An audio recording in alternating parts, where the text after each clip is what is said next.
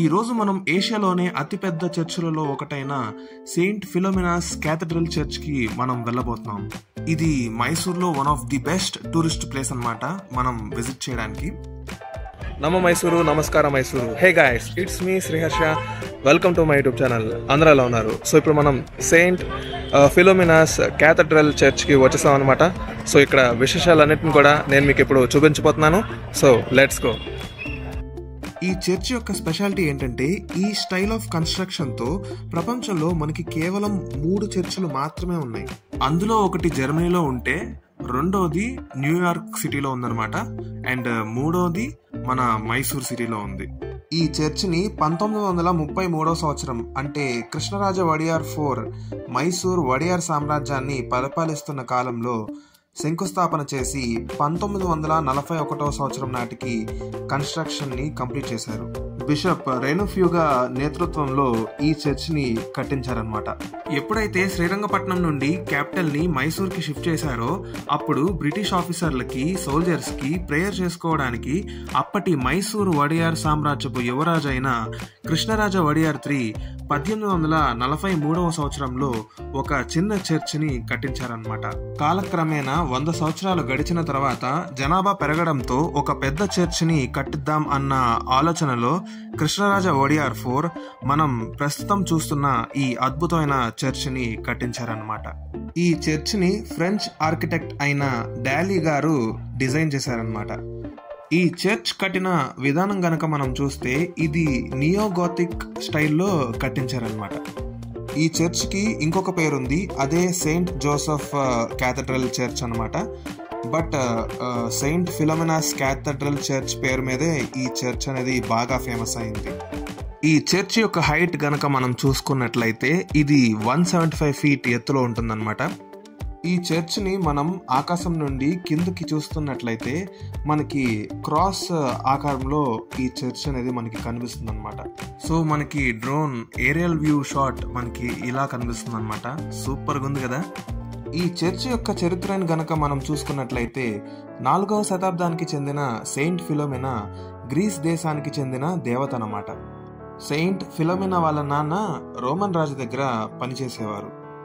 Saint Philomena వాళ్ళ తల్లిదండ్రులకు చాలా కాలంగా సంతానం కలగకపోవడంతో చాలా బాధపడుతూ ఉండేవారు.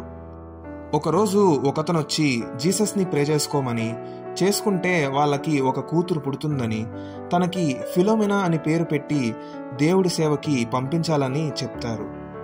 దానికి అంగీకరించిన తల్లిదండ్రులు దేవుడిని ప్రార్థించగా కొంతకాలానికి ఒక కూతురు పుడతారు.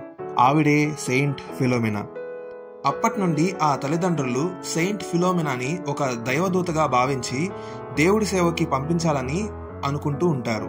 సెయింట్ ఫిలోమినాకి 13 సంవత్సరాలు వచ్చినప్పుడు ఫిలోమినా వాళ్ళ తండ్రి ఏ రాజు దగ్గరైతే పనిచేస్తున్నాడో అదే రాజు సెయింట్ ఫిలోమినాని చూసి ఇష్టపడి తనకి ఇచ్చి పెళ్లి చేయమని తండ్రిని అడుగుతాడు. దానికి తన తండ్రి ఒప్పుకోడు. ఫిలోమినా ఒక దేవదూతని, తనని జీసస్ సేవకి పంపించడానికి పెంచుతున్నామని చెప్తారు. అలాగే ఆ రాజుని పెళ్లి చేసుకోవడానికి సెయింట్ ఫిలోమినా ఒప్పుకోదు. దానితో కోపం వచ్చిన ఆ రాజు సెయింట్ ఫిలోమినా తలని నరికేశాడు. ఇది 4వ శతాబ్దంలో జరిగిందనమాట. దాని తర్వాత యూరోప్ లో చాలా చోట్ల సెయింట్ ఫిలోమినా అనే పేరుతో చాలా చర్చిలను కట్టించారనమాట.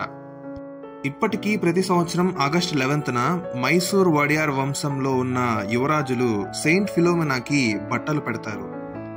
ఈ చర్చ్ లో దాదాపుగా 800 పీపుల్ ఒకేసారి ప్రేయర్ చేసుకోవచ్చు అనమాట. అంత కెపాసిటీ ఉంది ఈ చర్చ్ కి.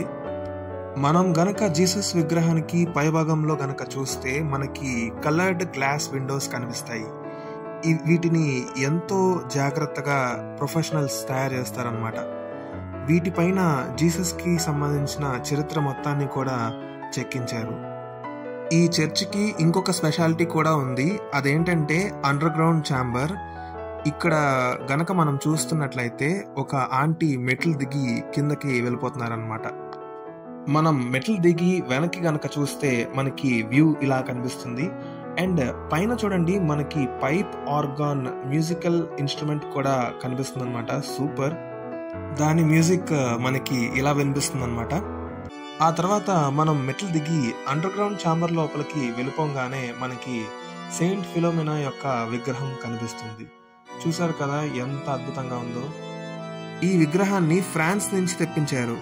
ఇటలీలో ఉన్న ఆవిడ సమాధి దగ్గర నుంచి కొన్ని రక్తపు చుక్కలను అండ్ కొన్ని బోన్స్ ను తీసుకొచ్చి ఇక్కడికి సెయింట్ ఫిలోమినా విగ్రహం దగ్గర భద్రపరిచారు. చూసారు కదా, మీకు కానీ ఈ వీడియో కనుక నచ్చినట్లయితే లైక్ చేయండి, షేర్ చేయండి అండ్ సబ్స్క్రైబ్ చేయండి. It's me Sriharsha.